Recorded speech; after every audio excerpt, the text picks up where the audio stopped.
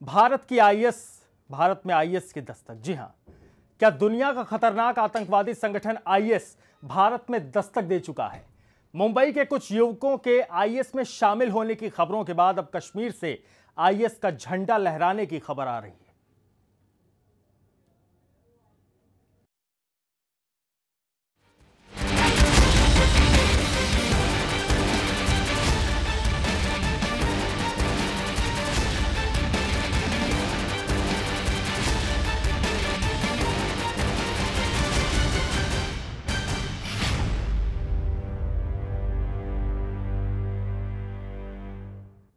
जी हां, जो खबर इस वक्त आ रही है वो न केवल चौंकाने वाली है बल्कि सुरक्षा एजेंसियों के कान खड़े कर देने वाली है। कश्मीर में खतरनाक आतंकवादी आईएस का झंडा लहराया गया है। जी हां, जम्मू कश्मीर में विरोध प्रदर्शन के दौरान आईएस का झंडा फहराने का मामला अब गर्मा गया है। इस खबर से भारतीय सुरक्षा एजेंसियों में हड़कंप मचा है। खुफिया एजेंसियां भी हरकत में आ गई हैं। कश्मीर में आईएस यानी इस्लामिक स्टेट का झंडा 3 अलग अलग मौके पर फहराया गया। पहली बार 27 जून को शिया बहुल जदीबल इलाके में अलगाववादी नेता की एक रैली में आईएस का झंडा लहराया गया और फिर दूसरी बार ईद के दिन ईदगाह में कुछ युवकों के हाथ में आईएस का झंडा दिखाई दिया। इन लोगों ने आईएस के समर्थन में नारे लगाकर सुरक्षा बलों को उकसाने की भी कोशिश की। इतना ही नहीं, ईद के ही दिन बख्शी स्टेडियम में भी आईएस के झंडे लहराए गए थे। यानी एक के बाद एक इन 3 घटनाओं से भारत सरकार चौकन्नी हो गई है। इन युवकों की तलाश की जा रही है। लड़कों की धरपकड़ के लिए अभियान भी शुरू किया गया है, लेकिन अभी तक कोई कामयाबी नहीं मिली है। सबसे खतरनाक आतंकवादी संगठन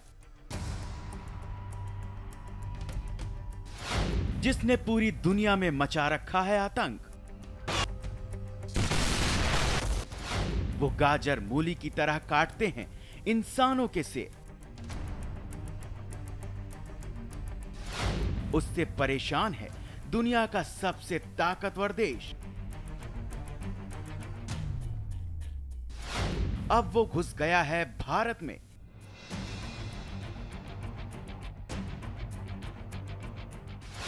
भारत में आईएस की दस्तक।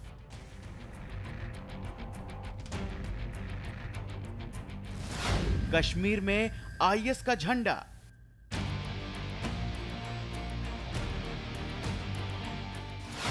सुरक्षा एजेंसियों में मचा हड़कंप।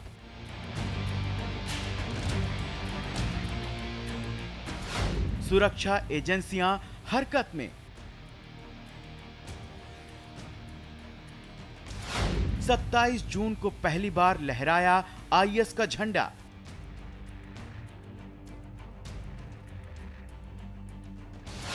आईएस के समर्थन में नारे लगे।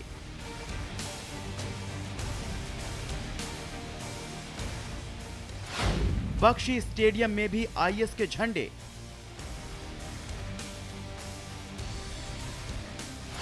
भारत सरकार हुई चौकस।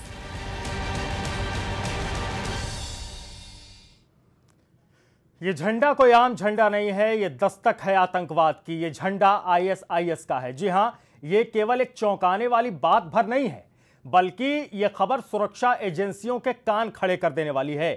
कश्मीर में खतरनाक आतंकवादी आईएस का झंडा लहराया गया है और जम्मू कश्मीर में विरोध प्रदर्शन हो रहा था और इसी विरोध प्रदर्शन के दौरान आईएस का झंडा फहराया गया और अब यह मामला गरमाने लगा है। सवाल बहुत सारे खड़े होने लगे हैं कि क्या ये एक बड़ी दस्तक आतंक की है। तस्वीरें भी आप देखिए, ये वो तस्वीरें हैं जहां पर आईएस का झंडा आप इस युवक के हाथों में देख रहे हैं। साफ साफ लिखा है उस पर। ये तस्वीरें हम आपको दिखा रहे हैं जब प्रदर्शन के दौरान 2 युवकों के हाथ में झंडा दिखा। ये देखिए, आईएस का यही वो झंडा है जिसको लेकर पूरा बवाल मचा है और सुरक्षा एजेंसियां सतर्क हो गई हैं। बैठक दिल्ली में भी हुई और सुरक्षा बलों के बीच भी बातचीत इस बात को लेकर हुई है कि यह किस तरह की दस्तक है, यह क्या बताने की कोशिश है, यह किस तरह की साजिश है, यह सब कुछ समझने की कोशिश की जा रही है। मामला महज एक झंडे से जुड़ा हुआ नहीं है।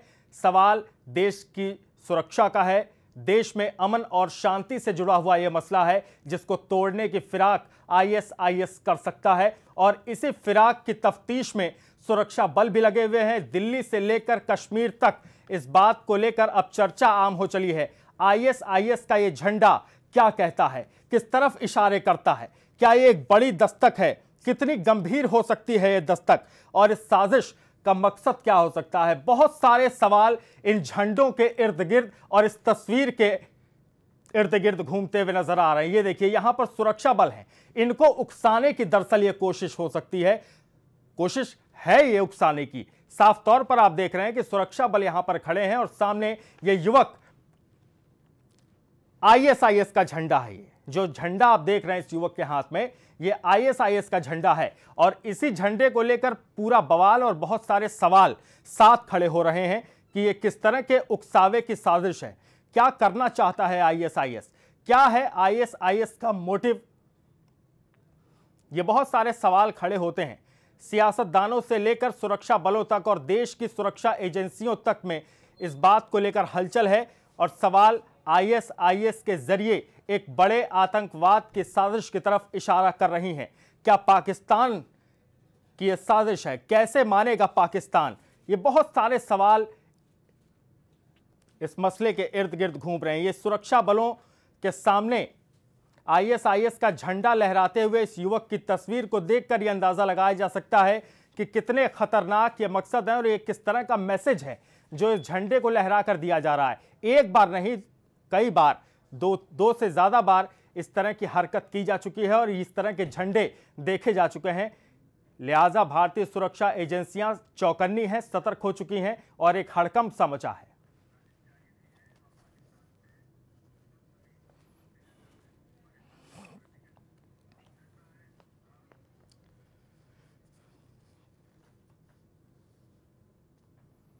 तो ये खबर बड़ी संगीन है और इस पर चर्चा होना भी लाजमी है। हड़कंप मचा हुआ और दूसरी तरफ आज हम इसी मसले पर चर्चा करने के लिए यहां पर कई खास मेहमानों को बुला चुके हैं। उनमें से राजीव त्यागी कांग्रेस के प्रवक्ता हैं, वो हमारे साथ स्टूडियो में जुड़े हुए हैं इस मसले पर चर्चा करने के लिए। साथ ही नुसरत अमीन हमारे साथ जुड़ रहे हैं, पाकिस्तान के पत्रकार हैं, पाकिस्तान से हमारे साथ जुड़े हुए हैं। तो बड़ा सवाल, सबसे पहले नुसरत साहब आप ही के पास आता हूं। नुसरत साहब, ये किस तरह की हरकत है, किस तरह की साजिश हो सकती है और ये किस तरह का मैसेज देने की कोशिश है, क्या कुछ समझ रहे हैं आप? देखिए, जिस आप खबर की बात कर रहे हैं या जिस वीडियो की बात कर रहे हैं जो आपने देखी है जी, उसकी तफसीलात से मुझे इस तरह वाकफियत नहीं है, मुझे नहीं पता कि उसकी डिटेल्स क्या हैं, लेकिन जो ओवरऑल सिचुएशन है बिल्कुल उसके ऊपर तशवीश जो है वो भारत में भी पाई जाती है और उसके ऊपर जो कंसर्न है वो पाकिस्तान में भी है। और इससे पहले भी इस तरह के वाकयात हो चुके हैं और मेरे लिए जाती तौर पे ज्यादा जो तशवीश की बात है, जो फिक्र की बात है, वो शायद ये नहीं है कि ये पाकिस्तान से शुरू हुआ या इंडिया से शुरू हुआ। बात ये है कि ये स्कर्मिशेस पहले से होती रही हैं, इनकी कोई जस्टिफिकेशन बिल्कुल नहीं है।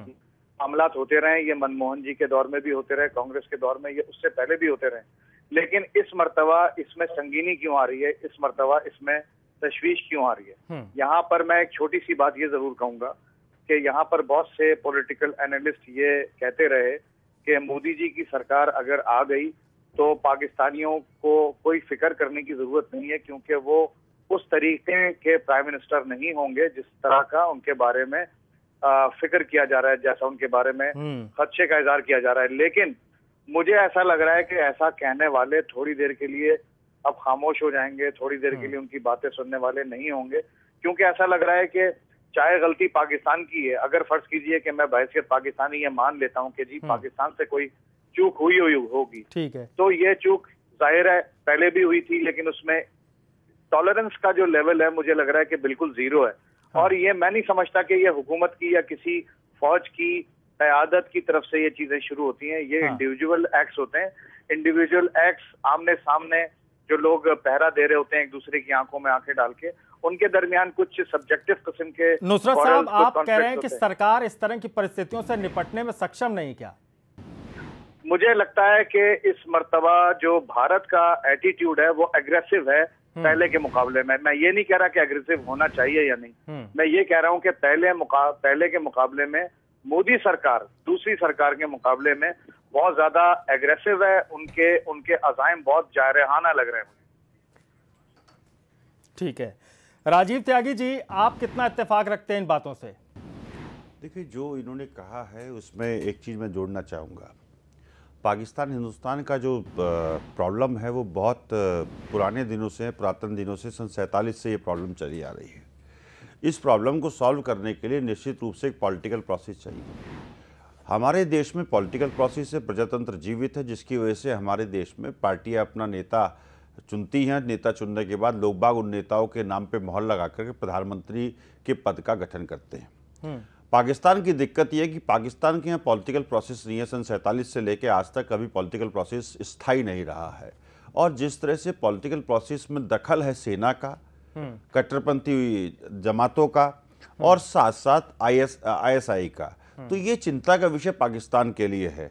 अब ये पाकिस्तान के जो अभी पत्रकार महोदय बैठे हैं, ये स्पष्ट करें इस बात को कि भारत सरकार किससे बात करे, ISI से बात करे, फौज से बात करे, कट्टरपंथी जमात से बात करे, या फिर चुनी हुई सरकार से बात करे, जिसको ये चुनी हुई सरकार कहते हैं। जिस चुनी हुई सरकार के विरुद्ध आज जिस तरह से प्रदर्शन हो रहे हैं, जिस तरह से चीजें चल रही हैं, वो भी पाकिस्तान के लिए चिंता का विषय है। रही बात ISIS का जो झंडा इस टाइम कश्मीर में फहराया गया है, इसकी मैं तीव्र शब्दों में निंदा करता हूं और ये अपील करता हूं निश्चित रूप से केंद्र सरकार से कि इस मंशा के पीछे जितने भी लोग बाग हैं उनको बेनकाब करे और उनको बिहाइंड द बार्स करने का कार्य करे।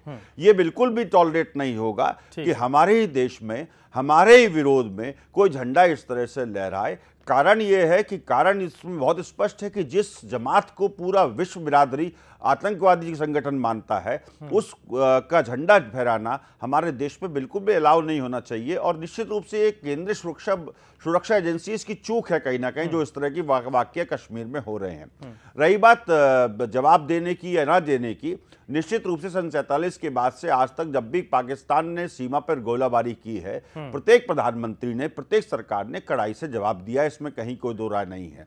सिर्फ ये कह देना कि सब मोदी जी की वजह से एटीट्यूड है। राजीव त्यागी जी, इस बार की जो गवर्नमेंट है काफी एग्रेसिव एटीट्यूड है, हालांकि वो ये साफ नहीं कर रहे हैं कि उनके लिहाज से ठीक नहीं, है। मैं एक बात बताइए, सुनिए, मैं राजीव जी आपसे एक प्रश्न पूछना चाहूंगा कि सन 47 के बाद से कौन सी ऐसी सरकार हुई है जब भी सीमाओं पे अतिक्रमण हुआ या सीमा पे गोलीबारी हुई है कि उस सरकार के प्रधानमंत्री ने सेना से ये कहा हो कि आप गोलीबारी छोड़ दीजिए। आपके सवाल पे आएंगे। तो भारत में IS का झंडा दिखने के बाद राजनीतिक हलकों से भी प्रतिक्रियाएं आनी शुरू हो गई हैं। आइए आपको सुनाते हैं। ये बहुत दुर्भाग्यपूर्ण है। इसकी पूरी इंक्वायरी होनी चाहिए, मामला इन्वेस्टिगेट होना चाहिए। प्रांतीय सरकार, केंद्रीय सरकार एकदम इसमें एक्टिव होने चाहिए। उन लोगों को जो जिम्मेदार हैं पकड़ना चाहिए, उनसे पूरी मालूमात हासिल करनी चाहिए। इसको किसी भी तरह बर्दाश्त नहीं किया जा सकता है। देखिए, IS की जो शैतानी हरकतें हैं वो पूरी दुनिया की शांति के लिए, पूरे दुनिया के तरक्की के लिए एक बहुत बड़ी चुनौती है। और ये ऐसी शैतानी ताकतें हैं जो अपनी शैतानी हरकतों के माध्यम से दुनिया की शांति को नुकसान पहुंचाने की कोशिश कर सकते हैं। भारत में ऐसी ताकतों की जड़ें बहुत ज़्यादा नहीं हैं, लेकिन दुनिया के तमाम देशों में इस तरह की ताकतों की जड़ें दिखाई पड़ रही, इसलिए पूरी दुनिया को इस बात के लिए एकजुट होना होगा और इनका खात्मा करना होगा। ऐसे शैतानी कायर लोगों का, जो लोग की इंसानियत के दुश्मन हो, जो कि इंसानी मूल्यों की हत्या करना चाहते हो, जो विश्व की शांति के लिए खतरा हो, ऐसे लोगों के लिए कोई जगह नहीं है। देखिए, वैसे तो संभव नहीं दिखाई दे रहा, लेकिन कुछ से फिरे लोग उसकी अगुवाई कर रहे हैं तो उनके खिलाफ कड़ी कार्रवाई की जानी चाहिए। यदि ऐसा हुआ है तो मुझे लगता है ये मिसगाइडेड यूथ है और कहीं ना कहीं पाकिस्तान प्रयासों पे आ गया है कि कश्मीर में जो मौजूदा स्थिति है शांतिपूर्वक है, वहां चुनाव आने वाले हैं, तो कहीं ना कहीं कुछ ना कुछ पुरानी उसकी नीति जो है प्रॉब्लम क्रिएट करे। लेकिन भारत सक्षम है, हमारे सुरक्षा बल जो है, अलग अलग जो एजेंसीज हैं, वो सक्षम है इस प्रकार के इंटरफेरेंस पाकिस्तान के जरूर उसका मुंह तोड़ जवाब देंगे। भारत जैसे व्यापक देश, गणतंत्र, एक सामूहिक रूप से भारत का जो अस्तित्व है विश्व में, उसके सामने ऐसे बचकाने तौर तरीकों से कोई फर्क नहीं पड़ने वाला है। मैं समझता हूँ हमको इन चीज़ों को इग्नोर करना चाहिए, लेकिन साथ साथ हमें चेतावनी मिलती है, तैयार रहना चाहिए पूरी तरह से, क्योंकि ऐसे वही एलिमेंट्स हैं जो बहुत ही अल्प मात्रा में, बहुमत में बिल्कुल नहीं हैं। बहुमत के सभी वहाँ कश्मीरी लोग शांति बहाल चाहते हैं और स्थिरता चाहते हैं। तो इस मसले पर हम लगातार चर्चा भी कर रहे हैं। राजीव त्यागी साहब कांग्रेस के प्रवक्ता और नुसरत अमीन साहब पाकिस्तान से पत्रकार हमारे साथ जुड़े हुए हैं, उनसे इस मसले पर हम बातचीत कर रहे हैं। नुसरत साहब, आपने प्रतिक्रियाएं भी सुन ली, आपने घटना के बारे में भी जान लिया, और जिस तरह की बात आप कर रहे हैं कि एक एग्रेसिव मूड तो है सरकार का, फिर भी इस तरह की परिस्थिति बन रही है, क्या इसमें एक बड़ी साजिश न समझी जाए? देखिए, अभी मेरे एक दोस्त हिंदुस्तान से जो बात कर रहे थे, मैं उनकी बात से 100% एग्री करता हूँ कि पॉलिटिकल प्रोसेस पाकिस्तान में हमेशा से रुकावटों का शिकार रहा है, और यहाँ पर फौजी या सेना आप जिसे कहते हैं उसकी हुकूमतें रही हैं। जाहिर है, अगर जनरल अयूब खान की हुकूमत रही, अगर जनरल ज़ियाउल हक ने यहाँ पर टेक ओवर किया या मुशर्रफ ने 9 साल हुकूमत की है, तो डेफिनेटली ये बात तो बड़ी क्लियर है कि यहाँ पर फौज की एक मुदाखलत वाज़े तौर पर मौजूद है पॉलिटिकल प्रोसेस के अंदर, जो कि इंडिया में नहीं है। लेकिन मैं आपसे थोड़ा सा एक सवाल, मैं एक मुद्दा उठा रहा हूँ। हाँ। वो ये कि इंडिया अगर देखें, मैं ये नहीं कह रहा कि जी अगर कोई गलत कर रहा है तो उसकी गलत बात मान लो, मैं ये नहीं कह रहा। थोड़ी देर के लिए फर्ज कीजिए, थोड़ी देर के लिए मैं अगर ये समझ लूं कि पाकिस्तान कसूरवार है, तो मेरा सवाल नहीं है ये, मैं एक मुद्दा ये उठा रहा हूँ, मैं इशू ये उठा रहा हूँ कि अगर कश्मीर को पाकिस्तान अहमियत दे रहा है तो क्या वजह है कि भारत की जो इंटेलिजेंसिया है, भारत की जो इंटेलेक्चुअल एनालिस्ट जो एक सर्कल है, जो भारत की गवर्नमेंट्स हैं, सक्सेसिव गवर्नमेंट जो हैं, वो इस बात को क्यों कंसीडर नहीं कर रही हैं कि अगर पाकिस्तान का मौक़िफ़ गलत भी है अगर, लेकिन इसकी वजह से अगर एलओसी के ऊपर या इंटरनेशनल बॉर्डर के ऊपर अगर कोई किसी कशीदगी का एहतमाल रहता है, किसी कशीदगी का खदशा रहता है, या इस तरह की सूरत हाल का मसला रहता है, तो उसको क्यों ना एड्रेस किया जाए। देखें, ये पॉलिटिकल अप्रोच इसी को कहते हैं। पॉलिटिकल अप्रोच में कठोरपन नहीं होता। ये कठोरपन अगर पाकिस्तान में है तो मैं जाती तौर पे उसको भी कंडेम करता हूँ। मैं politically he is very correct, लेकिन मैं एक स्ट्रेटेजिक पॉइंट ऑफ व्यू से बात कर रहा हूँ, जिसको उर्दू में हिकमत अमली कहा जाता है। जो कभी कभी आपको सोचना पड़ जाता है, दूसरे रास्तों पर जाना पड़ जाता है, जो कि गलत रास्ते नहीं है, वो मसले को सॉल्व करने के रास्ते हैं। एक बात। दूसरी बात, मैं आपसे ये कहूंगा कि भाई ISIS का झंडा अगर किसी ने इंडिया में लहरा दिया तो मुझे बताइए कि ये इंडियन एडमिनिस्ट्रेशन की कोताही है या पाकिस्तानियों का कसूर है इसके अंदर। और मैं एक और बात बता दूं, ISIS का झंडा खुदा ना ख्वास्ता अगर कराची, लाहौर या इस्लामाबाद में भी अगर नजर आया तो ये भी हमारे लिए परेशान कुन बात होगी। ये सिर्फ इंडिया के लिए परेशान कुन बात नहीं है, ये हमारे लिए भी परेशान कुन बात है। इस वक्त फैसला कुन एक डिसाइसिव ऑपरेशन किया। चलिए, ठीक है नुसरत साहब, आपके पास लौटेंगे।